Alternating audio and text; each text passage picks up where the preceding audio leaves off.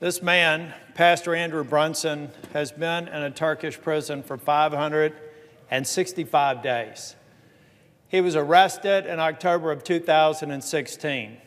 He didn't even receive charges until about 2 months ago. So arrested without charges in conspiracy to plot the coup attempt by President Erdogan and his regime in Turkey. About a month ago, it was maybe about 2 months back, 3 months back, I heard from some people that Pastor Brunson was afraid that with his time in prison and with the charges being levied against him, that the American people were going to read the charges and forget about them and turn his back. So that's why I decided to travel to Turkey and meet with them in a prison about a month ago, to let them know that I have no intention of forgetting him, and I have every intention of making sure that everybody understands what's going on with this case and why it should be a lesson to anybody who's thinking about traveling to Turkey from the United States today. Now, before I start this, I've got to talk a little bit about Turkey. They're a NATO ally. They're a country that I led a delegation to when I was Speaker of the House in North Carolina. Spent almost 2 weeks there, back about 6 years ago, because I saw great opportunities for our state of North Carolina and the country of Turkey to build closer ties, closer economic ties, closer cultural ties, a real opportunity to strengthen the relationship with a very important NATO ally. But now I'm beginning to doubt whether or not what I saw in Turkey, at least the Turkey that I visited 6 years ago, is the Turkey that we're confronted with today. And Pastor Brunson, a gentleman from Black Mountain, North Carolina, a part of a church up there at Montreat, that's the same church, Presbyterian church, that Reverend Billy Graham is a part of. The injustice that I see displayed to him makes me wonder, Madam Secretary, people from the state of Iowa or the state of North Carolina should go to that country until we understand whether or not American citizens can be treated justly there. 535 days. In a Turkish prison for about 15 months, he was in a cell that was designed for 8 people. It had 21 people in it. The others have been charged with terrorism and conspiracy to plot a coup.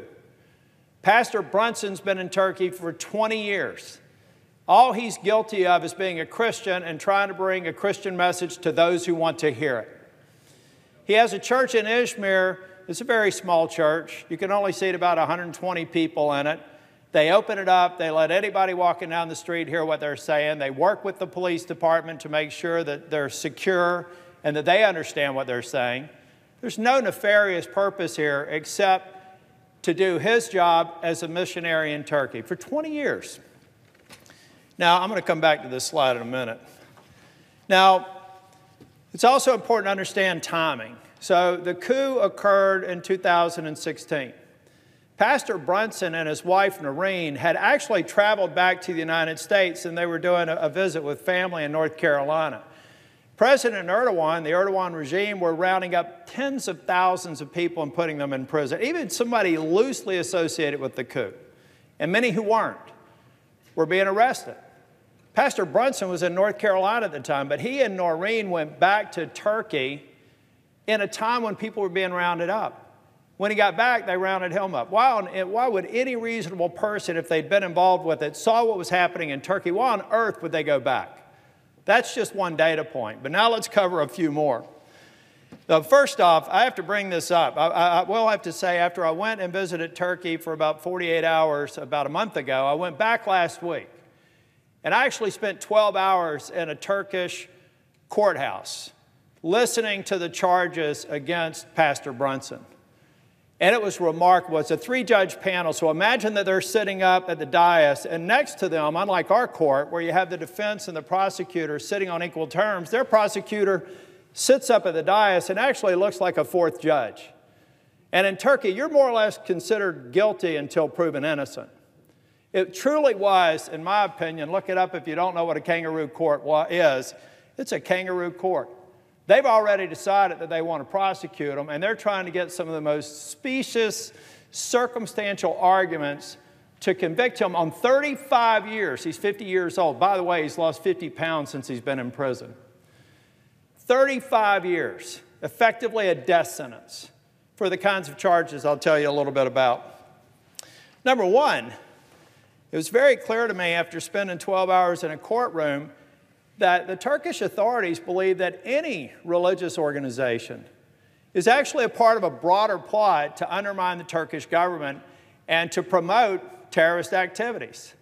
They actually view the Christian faiths, the Christian religions in the United States, the missionaries, as some sort of a coordinated plot to undermine the country of Turkey.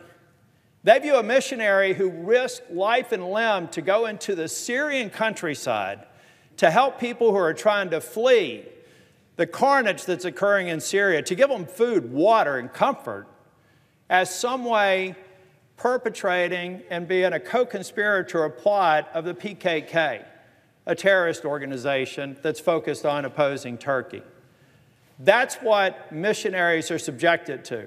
As a matter of fact, there was a part of the court where they suggest that the mere fact that Pastor Brunson, who's a Presbyterian, had Mormons enter his church, actually just as part of the services that are wide open to anyone. But the mere connection between Mormons, who also do missionary work in Turkey and Syria, they were able to glue together on a circumstantial basis to say that because they've actually taught to each other and the Mormons actually also provide missions to the Kurdish region, then therefore they're a part of the PKK.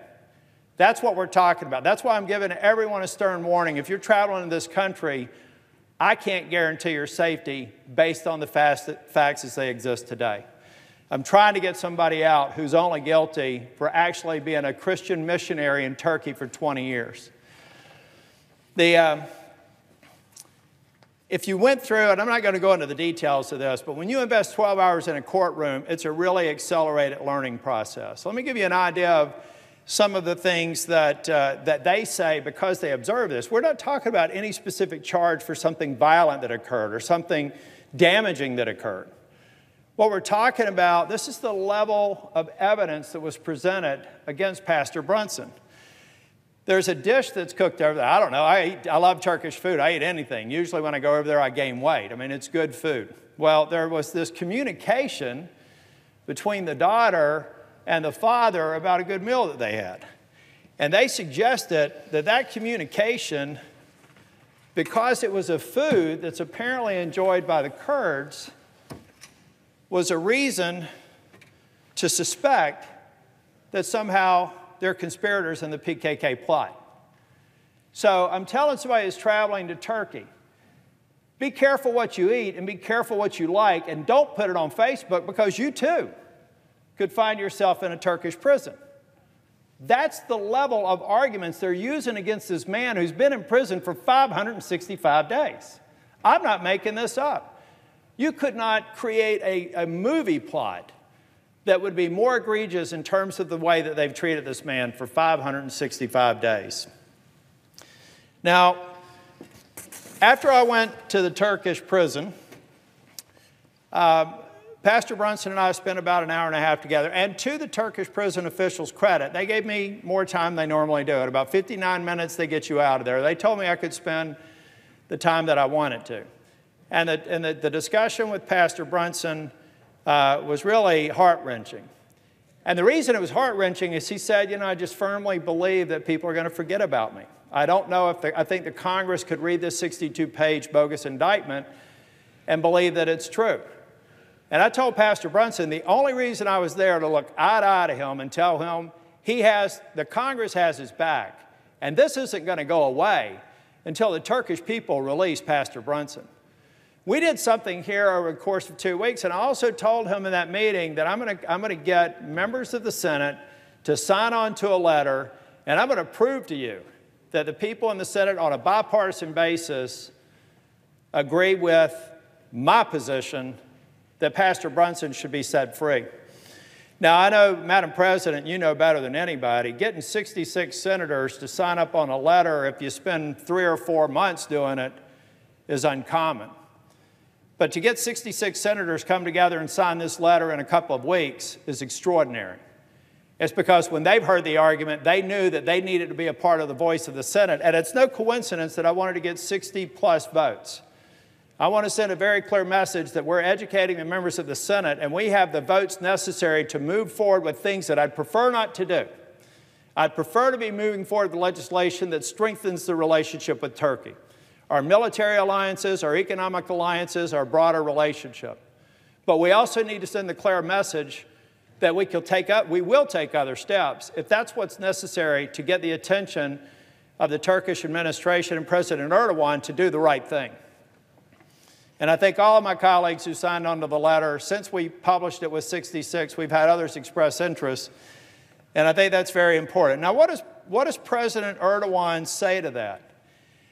He basically says if we're willing to trade someone here in this country who he believes was involved in the plot, that he'll give us back Pastor Brunson. We have an extradition treaty with Turkey. If Turkey goes through the proper processes and can prove that the person he wants in this country should be extradited because he's guilty of laws broken in Turkey, great. But to compare that pastor who's here or that religious leader who's here with a pastor who spent 20 years in Turkey doing nothing but missionary work, I find objectionable. Now, when I was in Turkey, I had somebody ask me, what do you think about the prisoner exchange? I think what's been offered is absurd, but I'll promise you this. If you know of a Turkish person, a Turkish national in a U.S. prison that was held for 19 months, 17 months without charges, and then was convicted on circumstantial evidence for 5 years, 10 years, or 35 years, count me in on getting them released without even the concept of a trade, because that'd be a terrible miscarriage of justice. Let me tell you, there's not somebody in a U.S. prison, because there's no way that anybody in the United States would have been held overnight in jail for the charges that I saw demonstrated in that courthouse just a week ago. So President Erdogan possibly doesn't know what I now know, having sat through 12 hours of court. I have to believe he's a fair person. And I have to believe he's hearing from people in his administration who are not telling him what they're trying to do to this man and their Turkish judicial system. And I'm here, and I will be here every week, to ask President Erdogan to invest the time that I've invested in, to know it's a miscarriage of justice. It's going to hurt our relationship with Turkey on every level. And I will go from someone who is a strong advocate of a Turkish alliance to someone who maybe has to think twice about just where this relationship goes from here. So, Madam President, this is the beginning of what I hope is a very short time of me coming to this floor and layering in additional facts every week until Pastor Brunson is released. But again, I warn anybody who's going to Turkey to pay attention to what I've just said. Pay attention to the fact that I may not, as a U.S. Senator, and the presiding officer as a U.S. Senator from Iowa, we may not be able to guarantee your safety under the current emergency orders in Turkey. You may actually just find a group of friendly people that you take a picture with and you proudly put it on Facebook because you're reaching out to people, you're traveling to countries, you're trying to build friendships and relationships. But there may be some Turkish bureaucrat who sees that picture and sees a few Kurds in it, and suddenly you become a conspirator. You spend 565 days in a Turkish prison. You have your senator coming over there to take you out. That's what's going on in Turkey right now.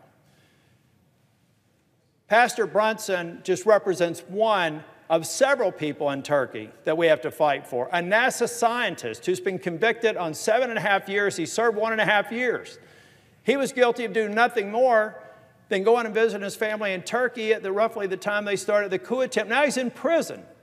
An American citizen, dual citizen, Turkish-American, a NASA scientist in prison, implicated in being a part of our intelligence agency.